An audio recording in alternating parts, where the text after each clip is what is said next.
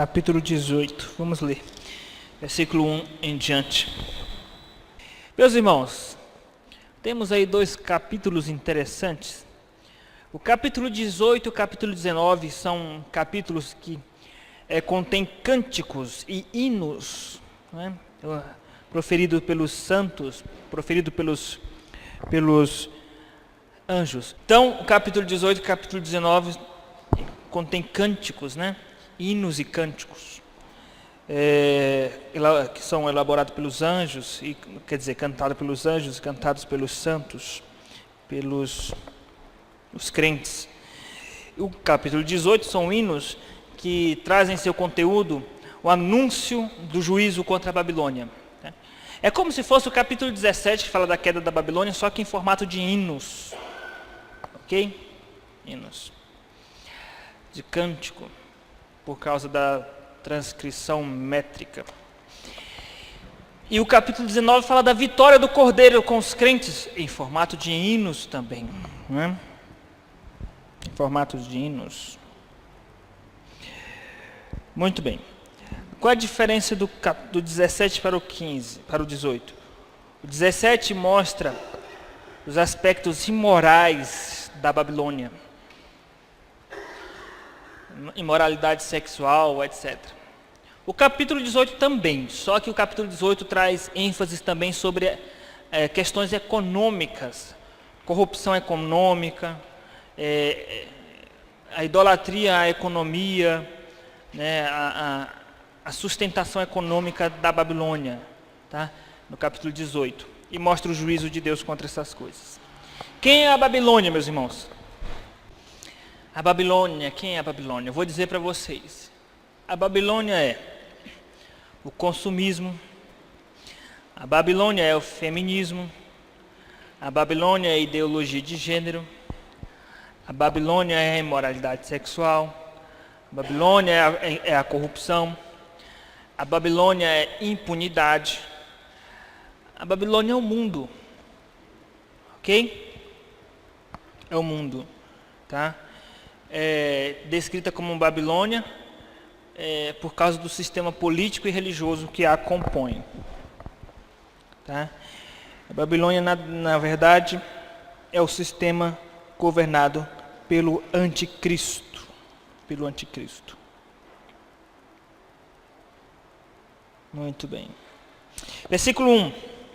Depois destas coisas, ele não está falando no sentido cronológico, ele está falando uma visão após a outra, ele não está falando de eventos, o que vem antes e o que vem depois, é uma visão após a outra. Vi descer do céu outro anjo, que tinha grande autoridade.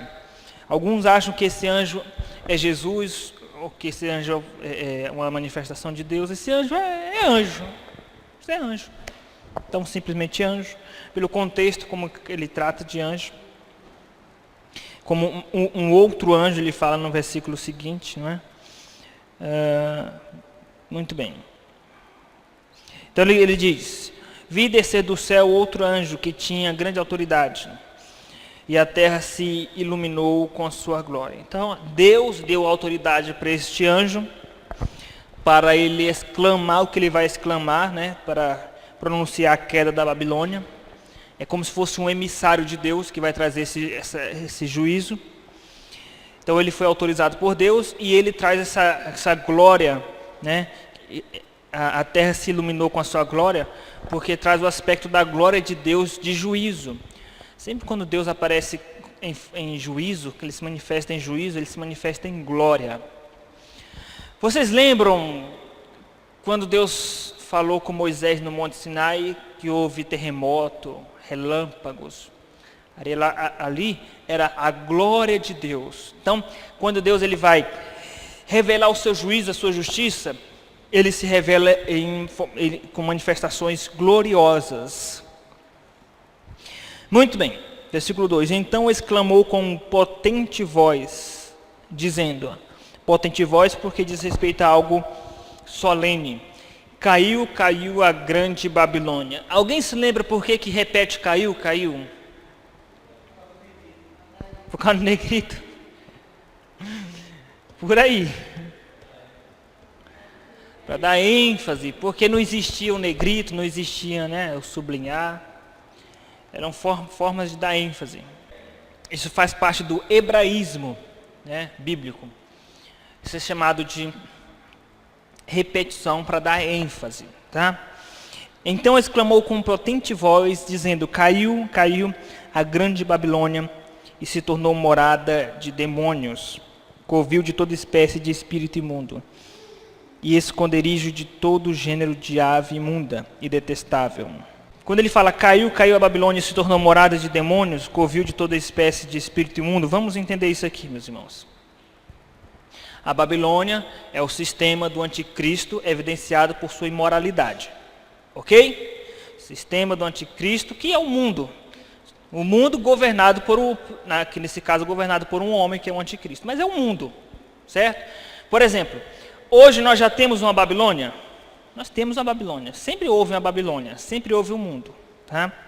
Mas vai chegar um tempo que essa Babilônia, que esse mundo vai ser governado por um rei que é o anticristo. A Bíblia diz que Satanás ele será preso por 1000 anos, ok? Essa prisão de Satanás começou com a ressurreição de Cristo. Está escrito lá em Judas, e que Deus tem guardado os espíritos imundos, os demônios, sobre algemas, sobre cadeias, sobre prisão. Já estão presos. Mas uma coisa que nós devemos entender, meus irmãos, é que quanto mais chegar à volta de Cristo, quanto mais se aproximar à volta de Cristo, Deus ele vai afastar a sua mão desse mundo, a sua mão providencial, e vai ser aonde os demônios vão fazer a festa. Deixa eu explicar o que eu quero dizer com isso. O que tem impedido da iniquidade se aumentar no mundo? A providência de Deus, a graça de Deus, certo?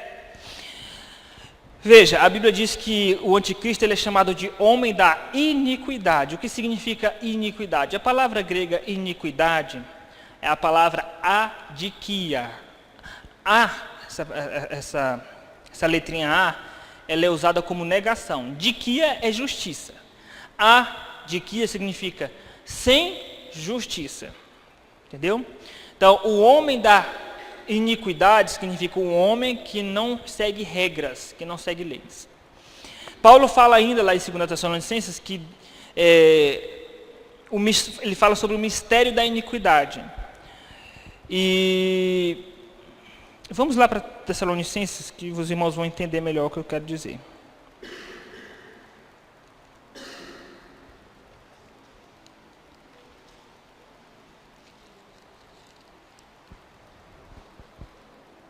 Segunda Tessalonicenses, capítulo 2.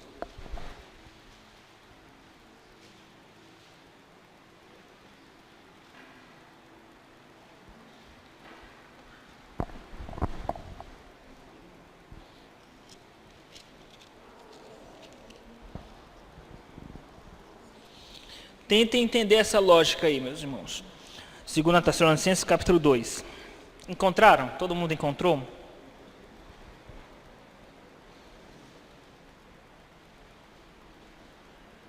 Encontrou, Sara?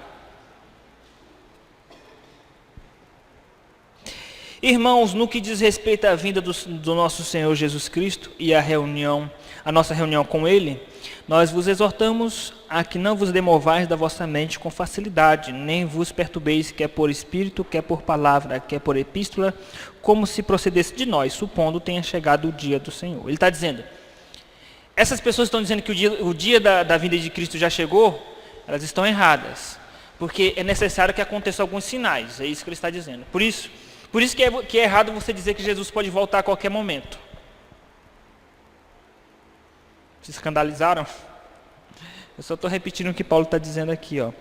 Supondo que tenha chegado o dia do Senhor.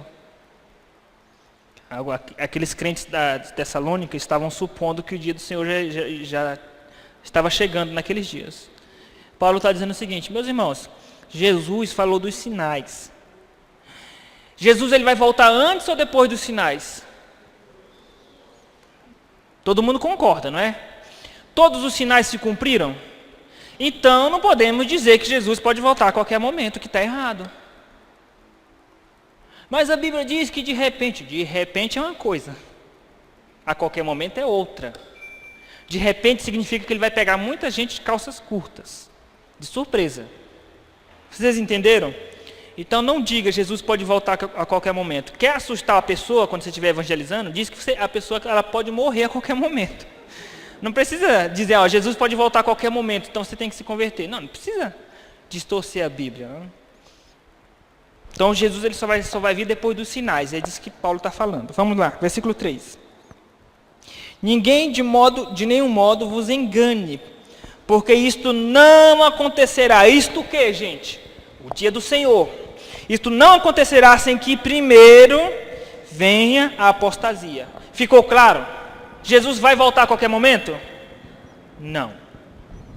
Primeiro tem que vir a apostasia. O que é apostasia? Quem lembra? Esfriar na fé? Não. Virar as costas contra Cristo. Não é se afastar da igreja, não é se desviar da igreja. É virar-se contra a igreja. Alguém que já foi da igreja. Vocês entenderam? Alguém que já foi crente, depois ela começa a falar mal da igreja, falar mal de Deus, falar mal... Não é só falar mal da igreja, que tem gente que sai da igreja magoado, né? É falar mal de Deus. Ela diz que não... Vocês entenderam? Então isso é apostasia. E não tem mais chance para essa pessoa. Deus não dá arrependimento mais para ela. Já era. Tá? Então, isso é apostasia. Então, versículo 3. Ninguém de modo nenhum vos engane, porque isso não acontecerá sem que primeiro a apostasia, venha primeiro a apostasia, e seja revelado o homem da...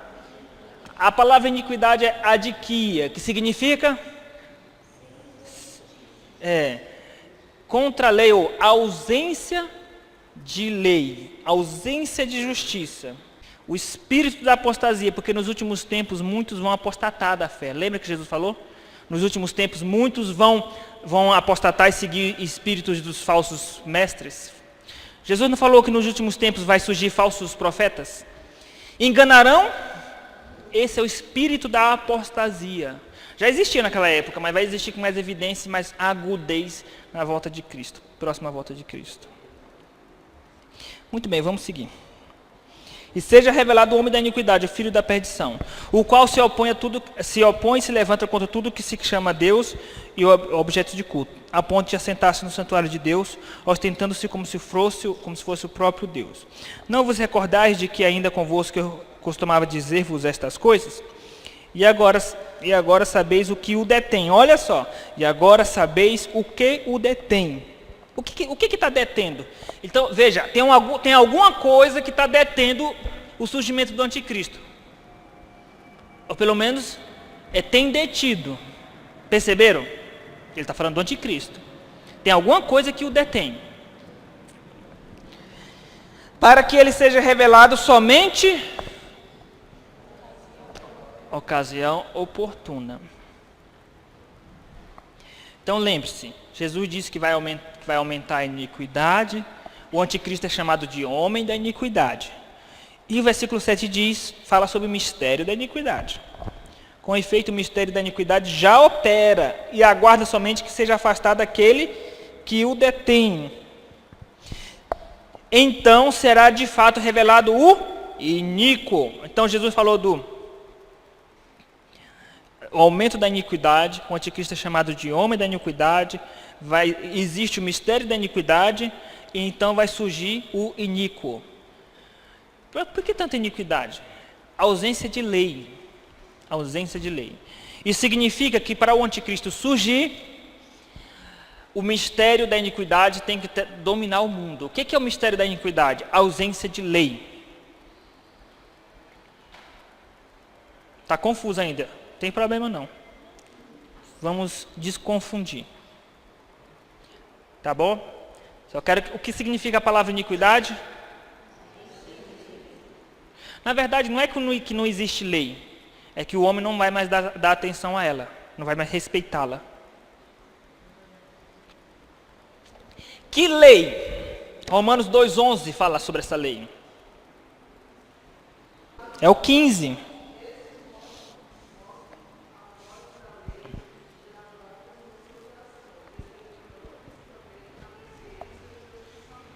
Que lei que está gravada no coração do homem? A palavra de Deus é a lei moral de Deus, os 10 mandamentos. Então isso significa que o ser humano não precisa da Bíblia para saber o que é errado. Vocês entenderam? Deus gravou a sua lei no coração do ser humano. Então qualquer tribo do mundo, qualquer pessoa do mundo, sabe que é errado matar, mesmo sem ter tido contato com a Bíblia.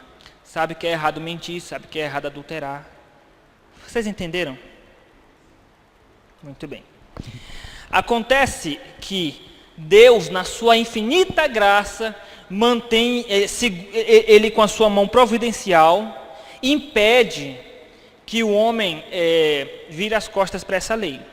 Ele tem impedido, ele tem segurado o homem. A humanidade é como um cachorro louco, um Rottweiler, doido. E Deus tem segurado com a corrente. Entenderam? É Deus que detém, que tem detido. Mas vai chegar um tempo, se é que não já chegou, que Deus vai soltar. Lembra que Paulo falou, aquele que o detém, o mistério da iniquidade? Mas Deus vai soltar. Quando ele começar a soltar, o homem não vai mais dar atenção a essa lei que está no seu próprio coração. Entenderam? E depois que o homem não der mais atenção, quando a sociedade em geral não dá mais atenção para essa lei moral que está no seu próprio coração, então o ambiente vai estar preparado para o surgimento de quem? O homem da iniquidade. Surgindo o homem da iniquidade, aí o diabo vai fazer a festa. Lembra que aí vai se completar o período dos 1000 anos e o diabo vai ser solto por pouco tempo. Lembra dos demônios lá na Babilônia, que a gente leu?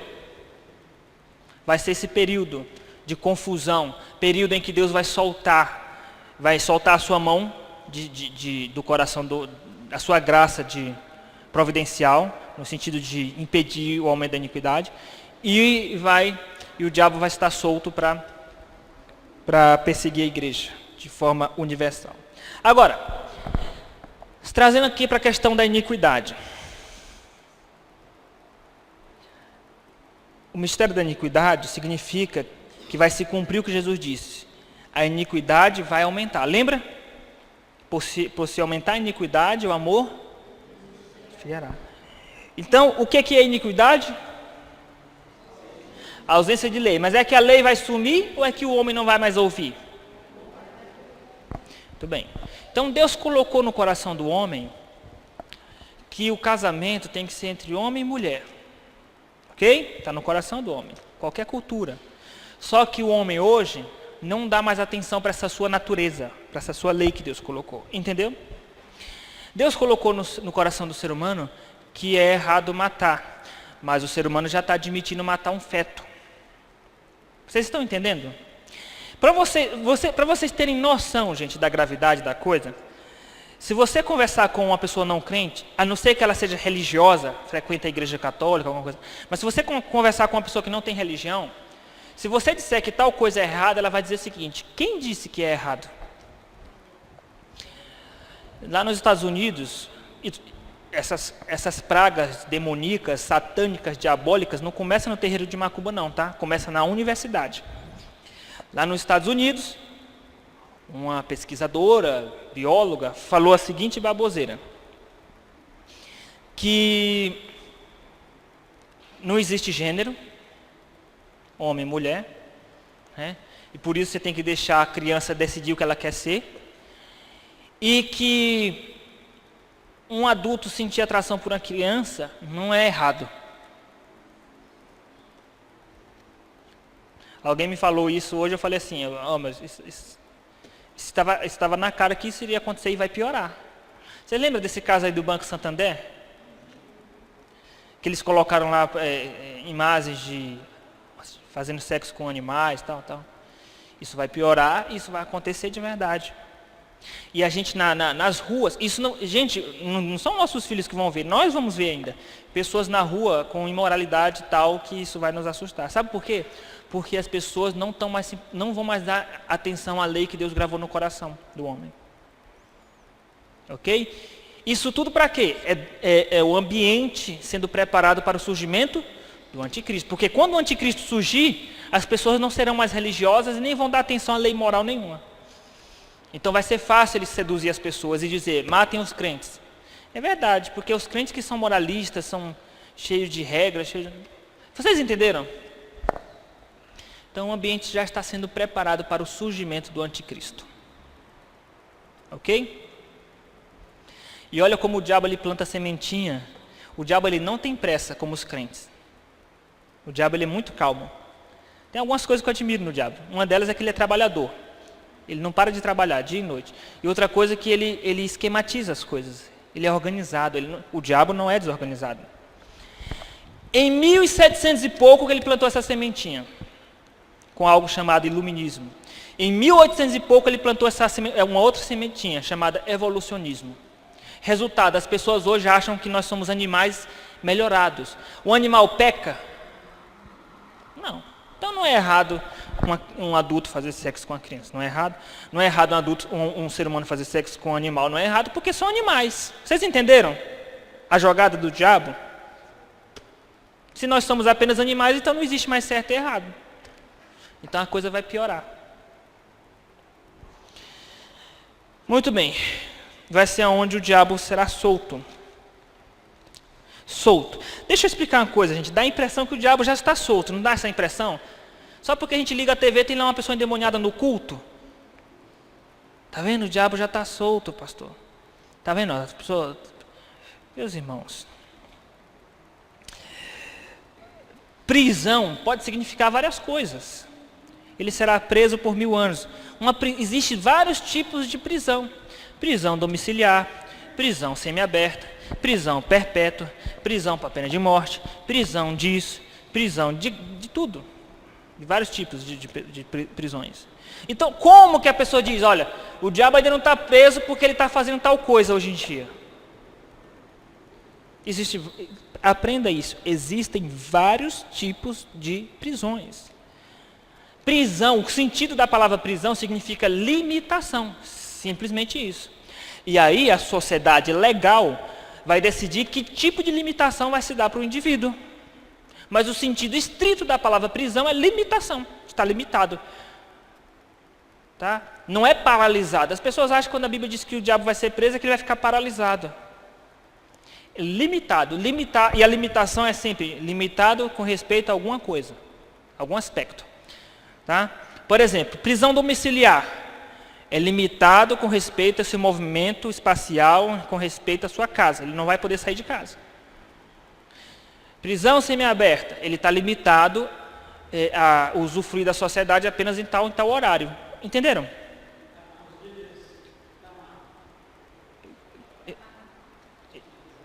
Está amarrado?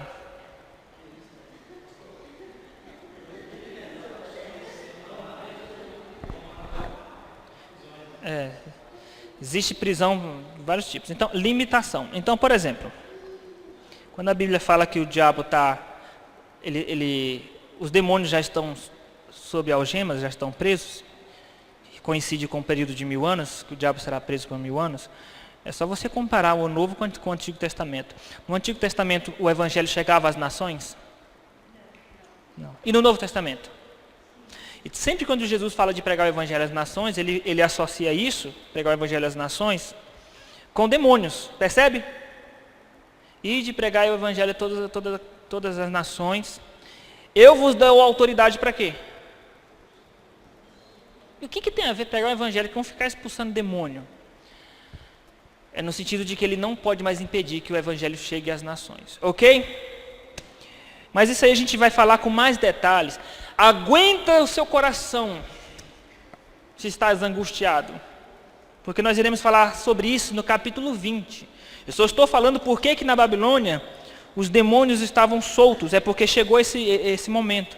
Então no capítulo 18, versículo 2, que fala que a Babilônia, que é o reinado do anticristo, se tornou covil de demônios, porque é exatamente nesse momento que Deus vai soltar o diabo, por pouco tempo. Tá? Então, se você acha que o diabo já está fazendo estrago, ele vai fazer mais ainda.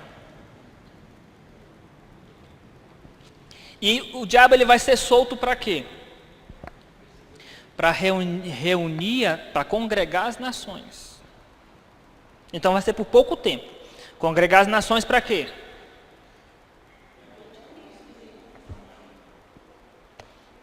Matar crentes. Olha que interessante. O diabo, ele sabe que ele não pode tirar a sua vida espiritual. Mas ele só quer te matar. Já que ele sabe que não vai poder tirar a sua salvação.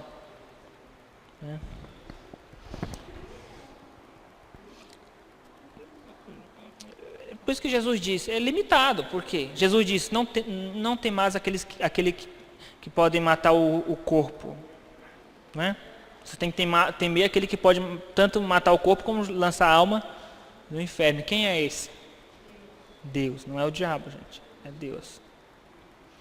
Então, Apocalipse 18, versículo 2. Então exclamou com potente voz, dizendo, caiu a Babilônia e se tornou morada de demônios, covil de toda espécie de espírito imundo. E esconderijo de todo gênero de ave imunda e detestável. Ave imunda aqui, meus irmãos, não é ave literalmente, pássaro. É uma metáfora para se referir aos demônios. Ele está usando essa metáfora para reforçar. Então ele está repetindo aquilo que ele acabou de falar. Morada de demônio, covil de toda espécie de espírito imundo. Então, demônio, espírito imundo e ave imunda é a mesma coisa aqui. Entenderam? É porque na literatura hebraica, e João era um judeu, Paulo era um judeu, na literatura hebraica se usa esse recurso de repetir para dar ênfase. Pois todas as nações, olha todas as nações e o diabo aí, entenderam? Todas as nações, o diabo, imoralidade, perseguição, tudo junto. Tá? Pois todas as nações têm bebido do vinho do furor da sua prostituição. Que a gente já falou no capítulo 17. Que o anticristo, através do seu sistema, tem contaminado todas as nações com a prostituição. Então ele volta a falar da imoralidade, com ênfase, todo tipo de imoralidade, mas com ênfase na imoralidade sexual, a porneia. Com ela se prostituíram os reis da terra, e mostra aí os reis como uma figuras centrais na disseminação dessa imoralidade. Também os mercadores da terra se enriqueceram à custa da sua luxúria. E é interessante que ele mostra a ligação entre imoralidade e dinheiro. A gente pensa assim, por que as empresas, como o Santander, por exemplo, o que tem a ver o Santander ser favorável àquela imoralidade? O que ele vai ganhar com isso? A gente não para pensar assim? O que ele vai ganhar com isso? O que a Rede Globo vai ganhar disseminando a imoralidade na sociedade? O que ela vai ganhar com isso? Não é? Meus irmãos, a pornografia é uma indústria bilionária. Bilionária. Vocês entenderam? A gente não tem noção das cifras, a gente não tem noção do quanto esse mundo pornográfico e imoral lucra de dinheiro. Então não é só por filosofia, quero destruir a família, quero destruir casamentos, não é por dinheiro. Então, eles perceberam o seguinte, que o sexo escraviza o ser humano. A bebida escraviza o ser humano e dá dinheiro. Só que vai ter um grupo lá de intrusos criticando eles, dizendo que isso está errado. E quando o diabo for solto, o que vai acontecer? Vamos matar esses intrusos, porque estão atrapalhando os nossos negócios. Lembra que os apóstolos pregaram o evangelho e muitas pessoas se converteram e começaram a queimar seus livros de bruxaria, não é? E abandonar sua idolatria.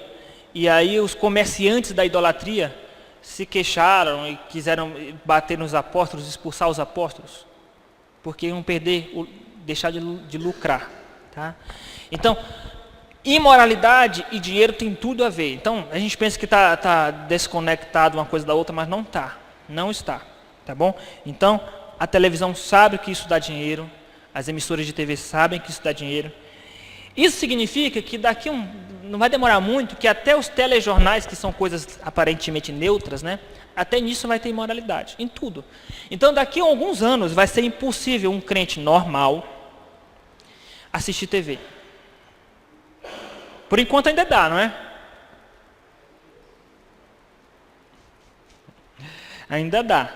Só que na hora do comercial você desliga, porque está escrito lá no Salmo 101, não colocarei coisas imundas diante dos meus olhos. Eu não sou daquela linha exagerada, pastor, melhor jogar a TV fora, melhor, eu vou mais ter TV não. Vou te dar minha TV, tá bom. Vou pagar TV por assinatura para o senhor no meu lugar, tá bom. Lembra que Eva falou assim para Satanás? Satanás disse assim, é verdade que Deus disse que vocês não podem comer o fruto? O que Eva disse? Não podemos comer e nem tocar. E Deus falou para ela que não podia tocar? Tem crente que gosta de fazer isso, aumentar, né? Gosta de aumentar. Aí depois a pessoa sabe, olha, o pastor falou que não podemos mais ter TV em casa. Meus irmãos, não adianta. Se você não for ver imoralidade na TV, e não é para ver mesmo, mas se você for deixar de ter TV por causa disso, quando você sai na esquina, você vê imoralidade. Então, e o que vai ficar cada vez mais pior. Agora, é claro, você tem que ter a sua TV em casa, mas sabendo que 90% dela é imprestável. Se você tiver com essa consciência, tudo bem. Tá? Você pode ter. O que você vai ter que ter muito filtro. E tem gente que diz o seguinte, mas eu assisto filmes, seriados, que tem moralidade, mas aquilo não me atinge. Não é só te atingir. É o princípio de você não colocar coisas imundas diante dos seus olhos. É o que nós vamos ver mais à frente, ele vai falar sobre isso. Pactuar com o mundo. Tá?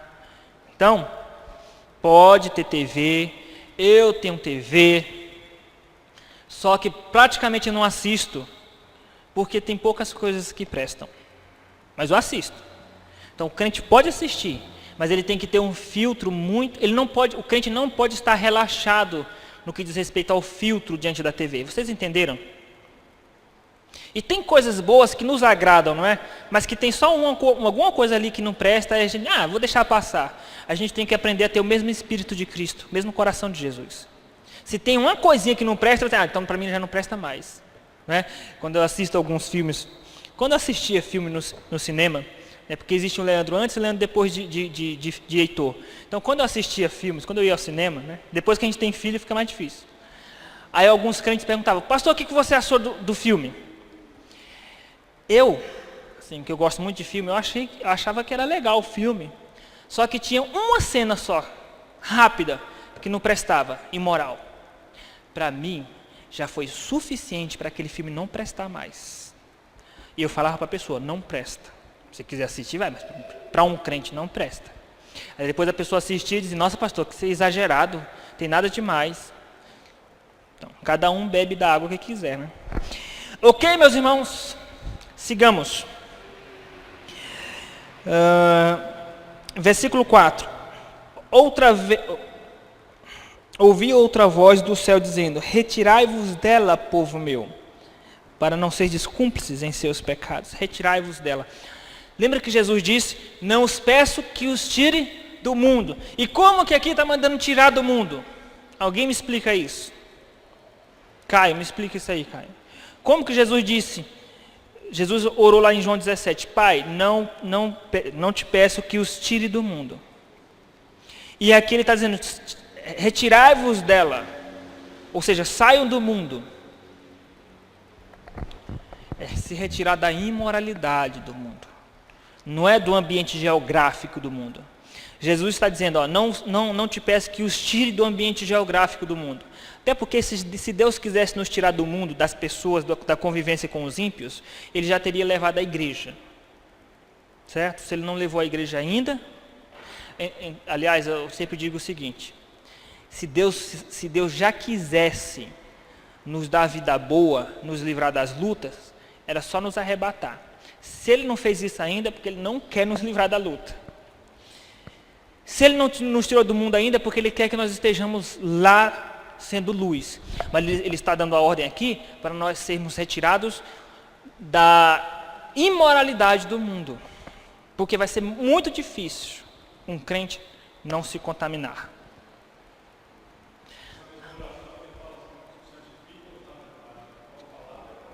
e livra-o do mal.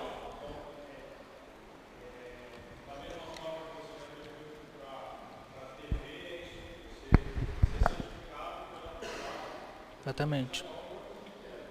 Exatamente. E veja, a Bíblia fala que o justo Ló atormentava a sua alma enquanto ele estava em Sodoma e Gomorra. Por quê?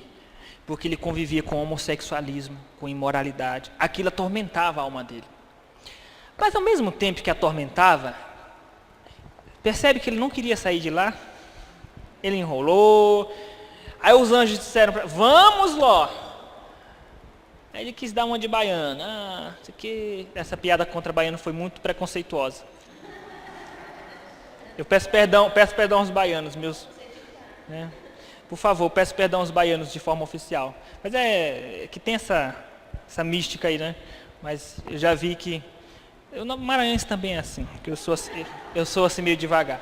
Vamos, Ló. E Ló ficou enrolando, a mulher de Ló também olhou para trás. Porque tem crente, meus irmãos, que é crente, vem para a igreja, mas tem uma dificuldade de se libertar do mundo. Tem uma dificuldade de se libertar da sujeira do mundo. Então, dentro da igreja, aqui entre nós, pode ter um intruso. Aqui entre nós, hoje, não estou falando de domingo, aqui hoje, pode ter pessoas que têm uma vida dupla. Aqui dentro hoje, entre nós, pessoas que na igreja é uma coisa, mas vivem vendo pornografia, ou trai o esposo, ou trai a esposa, passa a perna nos colegas de trabalho, passa a perna no seu patrão no trabalho, é corrupto. Por isso que eu não me escandalizo, eu não me espanto quando surge uma bomba dessa na igreja. Porque eu sei. Como que eu sei? Porque Deus me revelou.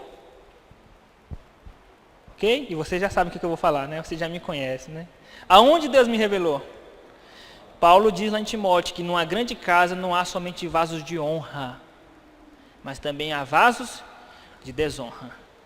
Então, quando Deus dá uma exortação tão forte como essa aqui, versículo 4, ouvi outra voz do céu dizendo, retirai-vos dela, povo meu. Mas o povo de Deus está contaminado, é porque quando a Bíblia fala de povo de Deus, quando fala de povo de Deus aqui, existe 3 grupos. Ele não está falando de povo de Deus no sentido espiritual, todos os eleitos já salvos. Ele está falando da comunidade visível dos crentes, certo? Porque ele está falando da comunidade visível dos crentes que estão inseridas no mundo, que é a igreja. Então, dentro da igreja, dentro do povo de Deus visível, que é a igreja, existem 3 grupos de pessoas. Existem os bodes, estou errado? Existem as ovelhas e existem as futuras ovelhas. Quem são as futuras ovelhas? Não estou falando de criança, porque tem crianças que são ovelhas também. São aqueles que estão dentro da igreja, mas não se converteram ainda.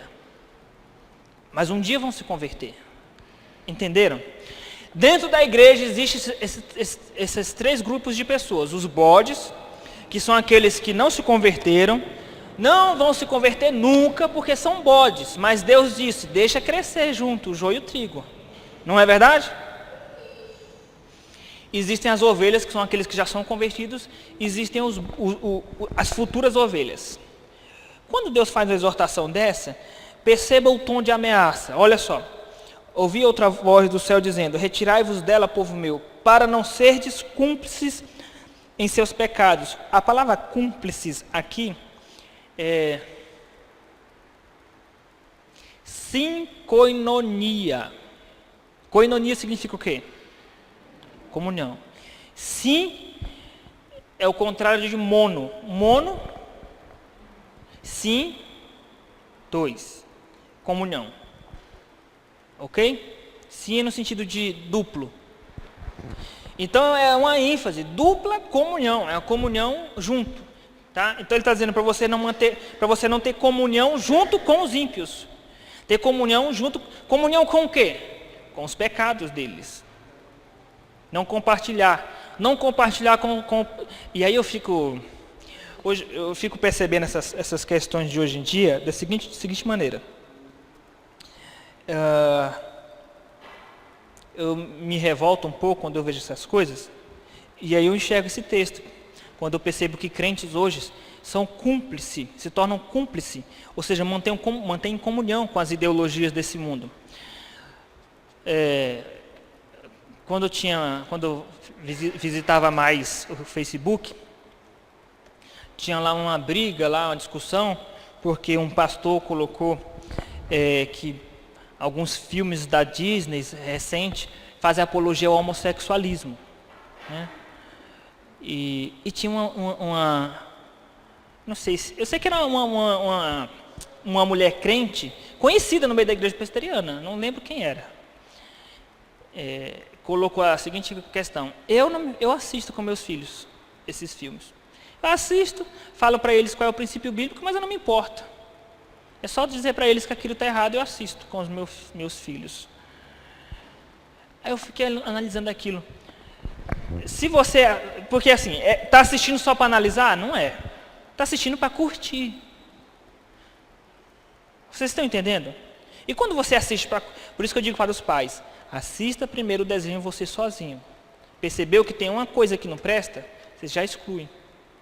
Porque, meus irmãos, a mente de uma criança não é a mesma mente de um adulto no que diz respeito a filtro. Tá? Mas tem crente por exemplo, estava essa discussão aí sobre a questão gay, que não existe gênero, essa bióloga aí, super inteligente, estou sendo irônico, dizendo que não existe gênero, e me vem crentes colocar embaixo, dizendo que não é errado a pedofilia, desde que haja consentimento, blá, blá, blá, blá.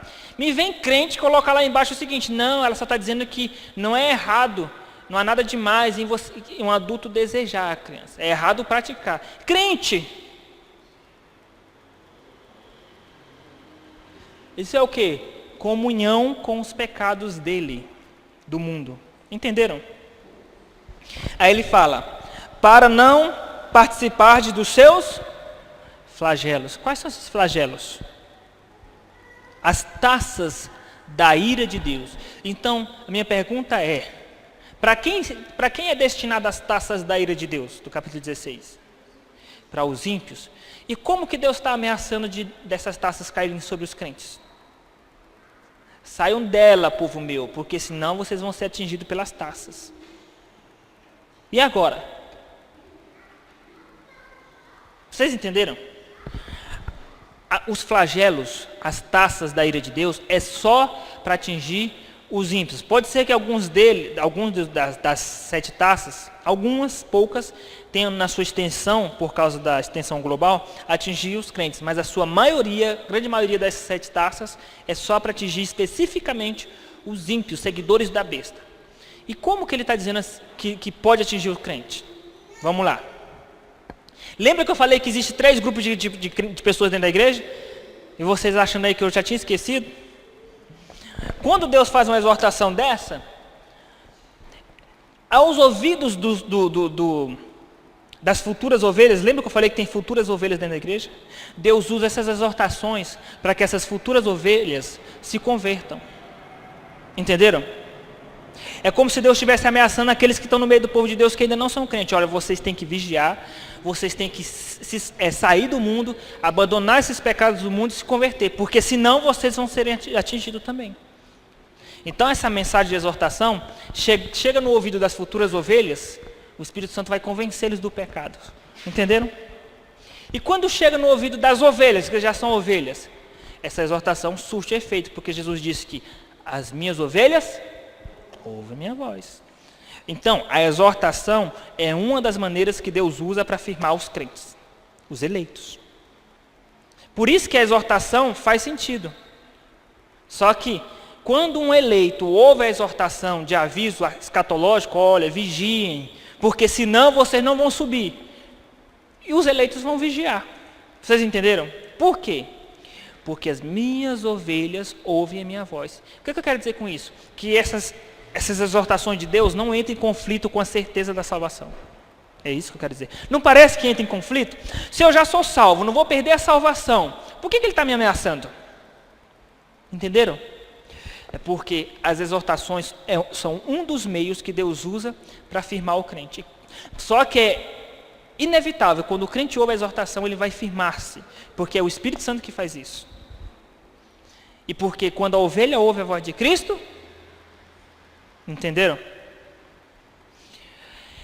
E quando essas exortações chegam ao ouvido de uma futura ovelha, que é pessoas que ainda não são convertidas na igreja, elas vão ouvir e se arrepender. E quando chega no ouvido dos bodes, eles não vão ouvir. E Deus vai usar isso para fundamentar mais ainda o seu castigo. Entenderam? 3 grupos de pessoas na igreja. De que maneira cada uma dessas exortações chega no ouvido? Qual é a reação que cada um tem quando chega no ouvido dos crentes? Entenderam a relação? Ficou claro? Alguma dúvida? Mais ou menos, Roseli? Renato, entendeu? Todo mundo entendeu?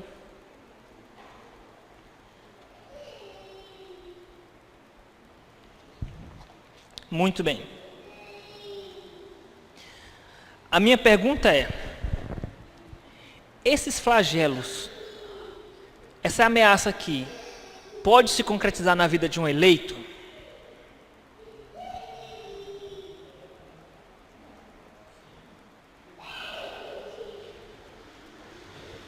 Não. Sabe por quê? Porque as taças da ira de Deus é para separar ímpios dos crentes. E por que Deus então está ameaçando? Para aqueles que estão na igreja que ainda não são crentes se convertam. Ponto. Entenderam agora? Ficou claro? Agora ficou claro. Certo? Muito bem. Meus irmãos, iremos estudar só até o versículo 4 hoje. Aliás, até o versículo 5.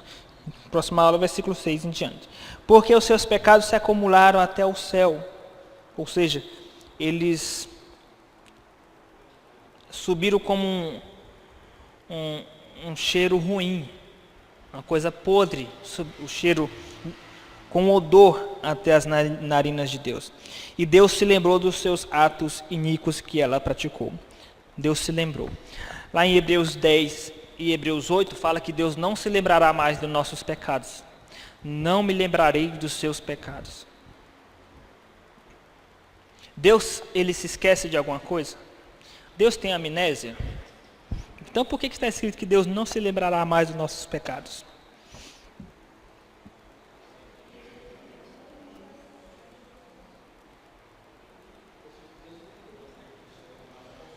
É uma forma poética, metafórica, de dizer que Deus não vai jogar na nossa cara nossos erros.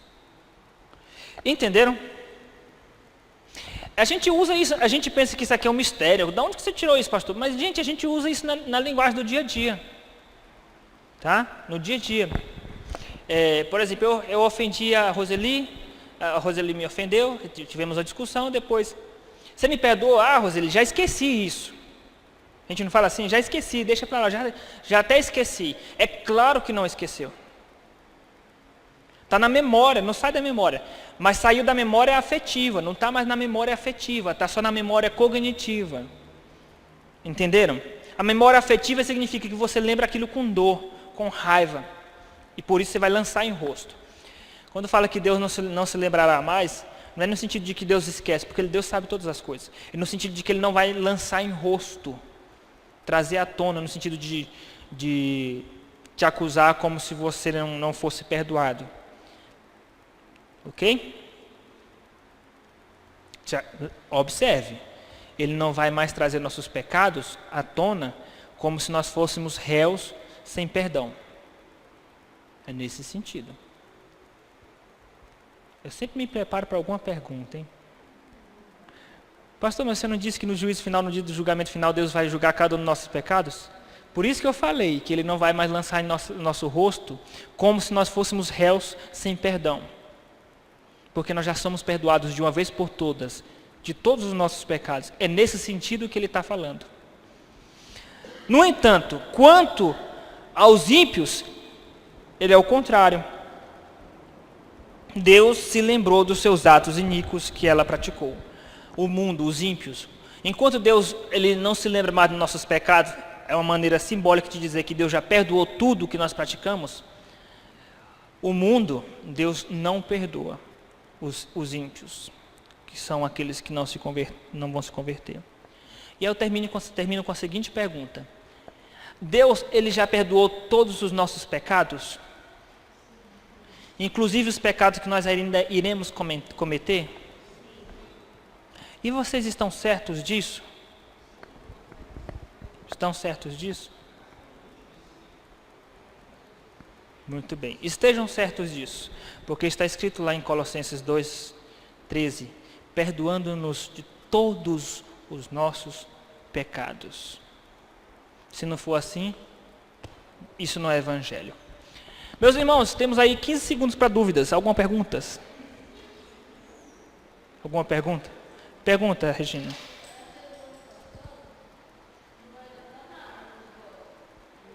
Os bodes, não. Vai. A Regina fez uma boa pergunta.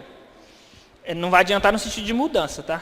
A Regina perguntou se essa exortação, essa ameaça, você não vai adiantar nada para os bodes. Vai.